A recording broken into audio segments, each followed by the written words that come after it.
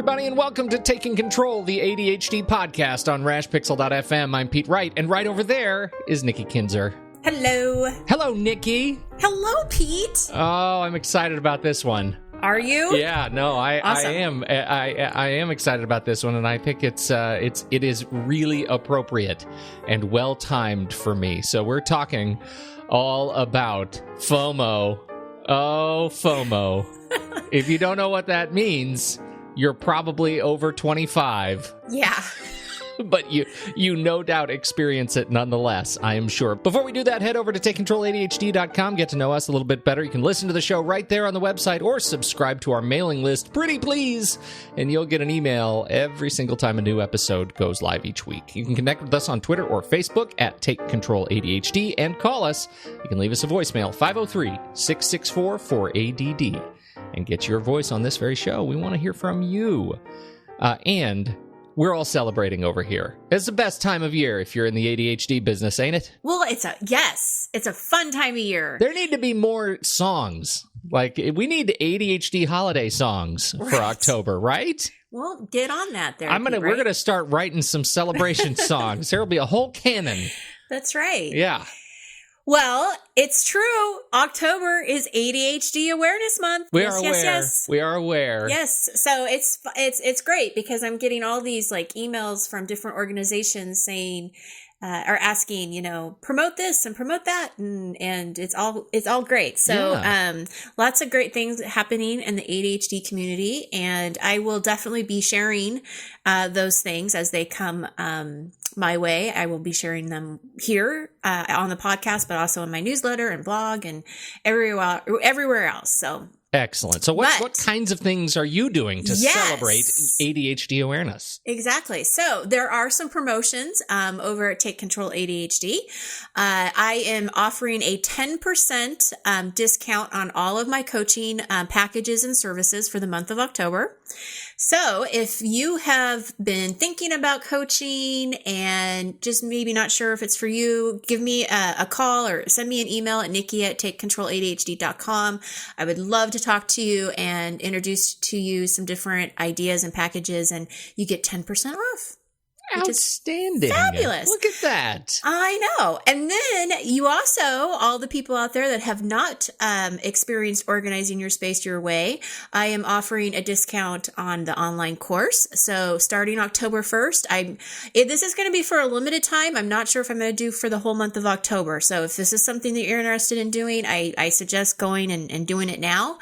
I'm going to be offering the course at 25% off for that. So all you have to do is check out the website, go to courses, and it will give you a whole explanation of what's in the course, and you can enroll and get started with that, ASAP. Yes. Yes. Well, speaking of other acronyms, you did an ADDA-TADD-TALK. Oh my gosh, I did. That was good. Add a TAD Talk. I did an Add a TAD Talk. So I am a part of a promotion. So remember the organization I did the webinar for back in August was ADA. Yes. And they have created TAD Talks. And it's kind of a riff off of the whole TED Talk. In fact, when I told my sister that I was doing it, it was really funny because she's like, "Oh, I've heard of that." I'm like, no. I'm not on TED Talk. But thank you for thinking that I could be. One day. Yeah, I'm really appreciative of that. So, hey, sis, thanks for the support. But yeah, it's not TED Talk. It's TAD Talk. And they're only 9 minutes instead of 18 because of the, clientele that we're reaching for, right? We want to keep your attention. We can't sit that long. No. So they're only 9 minutes long. They're pre-recorded, and they're coming to you either on ADA's Facebook, Twitter pages, or through their newsletter. So you do have to attach yourself to ADA by liking their Facebook page, liking their Twitter page, or signing up to their newsletter. But I'm telling you, it's a great organization. They have webinars, I think at least twice a month, if not every month for sure, that are free to members. And it's a great place to go if you're looking for resources. I am going to be somewhere in the middle of October because each day there's going to be a TAD Talk. So basically starting from October 1st to October 31st. So there's 31 different people talking. Excellent. And I'm going to be in the middle of that. And my talk is about organizing with ADHD, how to set up realistic expectations. Well, that again, very timely. Yes, it is. Yeah. So I was really, that I got to tell you, that was a huge milestone for me in my own personal career. It was an honor to be chosen to be a part of this group. I'm looking at the experts and I'm just like, wow, I can't even believe it. It's awesome. Yeah. So a great honor for me. Yeah. Yes, it is an esteemed group. Well done, Nikki. Thank you very much. Well, and so as a result, we're talking about what it feels like when you're not up to speed today on all of the great TED Talks. Exactly. This is what it feels like when you are FOMO. Yeah. Let's talk about your relationship with FOMO. Well, it's a new relationship. I'll be honest. I'm not going to pretend like this is, something. It really is new. I got to tell you what happened. The inspiration for the topic came from a coaching group. So I have a coaching group I'm doing right now. Great group of women. Absolutely love talking to them. And at the end of each of the sessions, I always ask, what do you guys want to talk about next week? What's on your mind? Because it's a very flexible group, right? I don't have any agenda. And one of the subjects that came up was, let's talk about FOMO. And I'm like, fo what? FOMO? What? What is that? Fo No, it's yogurt? not the Vietnamese soup. Yeah, I was like, what? And then she said, it's the fear of missing out. And I'm like, oh, okay, that I understand. Yeah, that's what I was going to say, because it's a hip acronym, but it's definitely not a new concept. It's not. And so when she said that, she's like, the fear of missing out when you're, I'll give you the example that she gave me in just a second. But yeah, as soon as she explained it, I was like, oh, okay, that makes sense. And then when I started doing a little bit of research for the group for the next session, it really did start to kind of come together, and especially how this could affect somebody with ADHD, how it could be, a very strong pull of what to do. But for the people that don't know, that are in my age group, may not know what this is. The definition is basically saying that, you're fearing that something great is going to happen without you, or you're missing out on some kind of great opportunity. You want to stay connected to what everyone else is doing. And this is definitely where social media comes into play. Like, you're constantly on Facebook and Instagram just to kind of see what everyone else is doing. And there's also some fear maybe that you've made the wrong decision on how you've spent your time. And so a lot of kind of like, what if I had done that instead? Would this have happened, or, whatever. And a couple of things can happen here. It can either lead you to being overcommitted because you don't want to say no to anything, right? Because you want to be everywhere. Sure. But it could also do the opposite effect and lead you to never committing to anything because you just always kind of want to leave your options open, right? Yeah. And kind of just see, what if something better comes along before I say, yes, I'm going to do that. Now in the group, this is how she explained it to me. This was her kind of issue with it. And that was really just living in the moment. She said, the logical side says I should really go home from this party or, this dinner because it's 11 o'clock and I have to work tomorrow. But the impulsive side of her, is saying, well, who cares? I'm having a great time and I don't want to miss out. And then another example came up later, that they were saying, okay, well, again, here you are at this restaurant or party, but I really should not, or maybe you were invited to a dinner and you're kind of going back and forth saying, well, I really should stay home and do laundry tonight and, clean up or catch up on my chores, household cleaning and stuff. But I would really rather go out with my friends. So it's that pull of, do I do the boring thing or do I do the thing that's a lot more fun and exciting and I don't want to miss out on it? Yeah, yeah. It's funny to hear hear you talk about it in terms of the real life kind of practical, like what is my next action in the real space of the world, like things that I can touch, because my experience with it is all around online stuff, right? Social media, and that's where it's really when it gets a hold of me, that's where it happens. So tell us about that, because I think that's an interesting point too, because that did definitely come up in my research. Well, gosh, all of these tools that give you real-time updates, Facebook and Twitter and anything that you can look at that give you a stream of activities, let you in some, not small way, live kind of in the perspective of somebody else that's doing something really fun, right? Maybe you're following a list of people who are, technology reporters for me, and they're always doing something great. They're always at some conference or some event. They're learning about great new tools and great new hardware and great new software, and it's really fun and exciting, and they're doing all sorts of great new things. And in a way, I'm kind of living through their eyes, and I don't want to miss out on that. And so when I'm at my worst and I open Twitter first thing in the morning, and there are hundreds of posts that I have to go through to feel like I'm caught up, but it's a living stream, and so I can never really catch up. Same with Facebook. I can never really catch up on everything that everyone is doing that I'm following and interested in. And that's where FOMO rears its ugly head. As soon as that bit gets flipped in my mind that says you have to catch up, how else will your life have meaning if not through the meaning of the lives of others? Then I know I'm in trouble. And that is, in fact, what caused me to delete these tools from my phone. And we can talk about kind of suggestions from that stem from this activity in social tools that I sort of used and enabled to make my life a better place when it was pretty dark. But that's kind of how it looks for me. Yeah. So your solution was to actually take off the sites, the social media sites, so you weren't looking at them at all, or how did you deal with that? It's an interesting thing, because when it's very difficult for me, again, I'm going to speak only for myself. It was very difficult for me to rationalize getting rid of these signals when it was the signals that I loved so much, right? But the flip side of that is it ends up being a very simple moment. It takes just a moment of strength. You muster a moment of strength to delete the app from the phone, and delete the app from the tablet, and delete the bookmark from your computer, and suddenly the notifications stop, right? They just stop. And when you don't get the notifications, you don't realize that there is something going on out there in the world that you suddenly feel like you have to keep up with.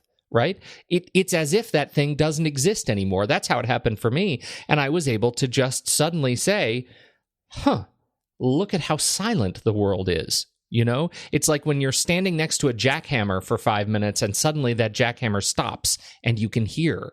Or when you're driving from the city into the country and you look up and realize all of a sudden that you can see the stars because there's no more light noise and pollution.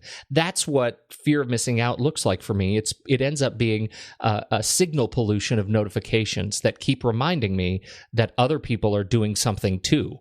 But other people are always doing something too, whether I'm getting notified about it or not. Right. And their activities were getting in the way of me being able to work and focus. And so that ended up being my solution, is remove the signal, muster that singular moment of strength to delete the app, take a break, and move on. I didn't go so far as to delete any accounts.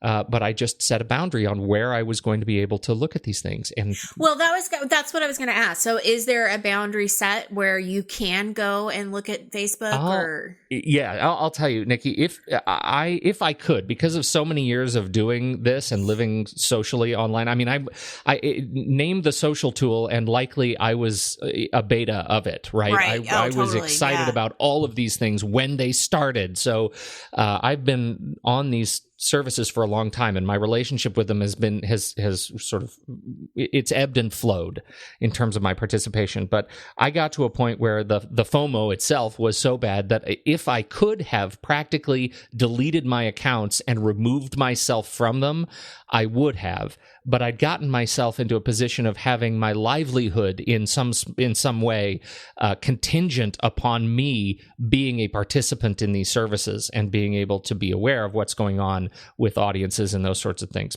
Personally, I would have discontinued and just gone about my life to create. But I couldn't do that. Mm-hmm. That was not real. So I had to create some rules. And my rules were, whenever I was at my computer during my work hours, I was able to go and log in and do those things. But I did turn off notifications on those sites so that I would only be notified about like mission critical things.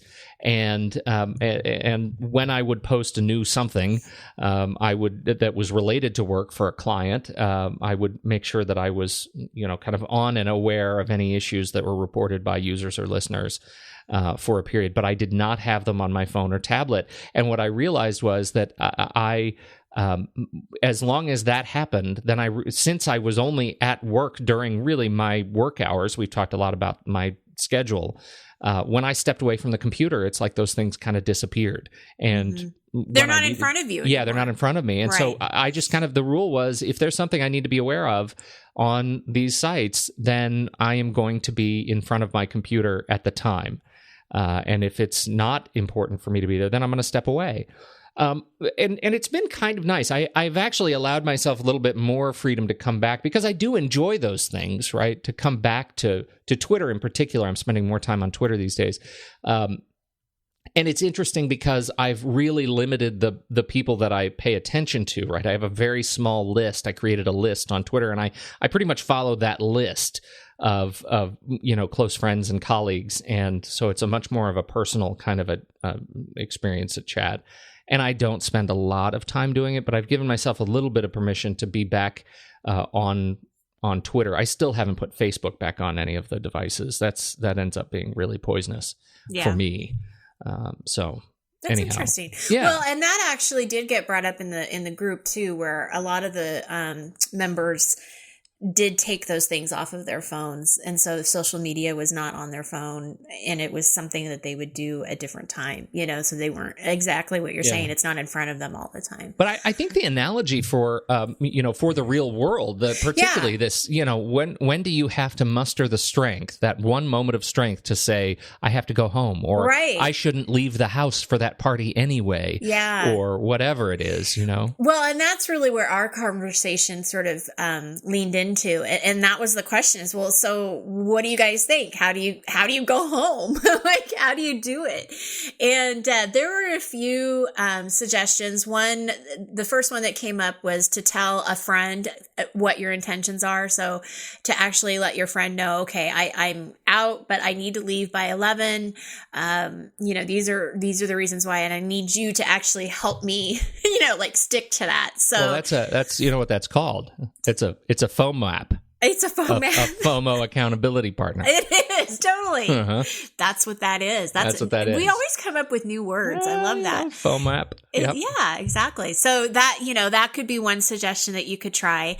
The other one that she had mentioned, which I thought was really interesting, is to actually take yourself out of the moment. And so maybe like go to the bathroom or go outside or do something where you're kind of by yourself for a second and just really think about, okay, be aware of the time and make a conscious decision of what you want to do. So you really have to think about it. Mm-hmm. And, is it worth staying or is it not?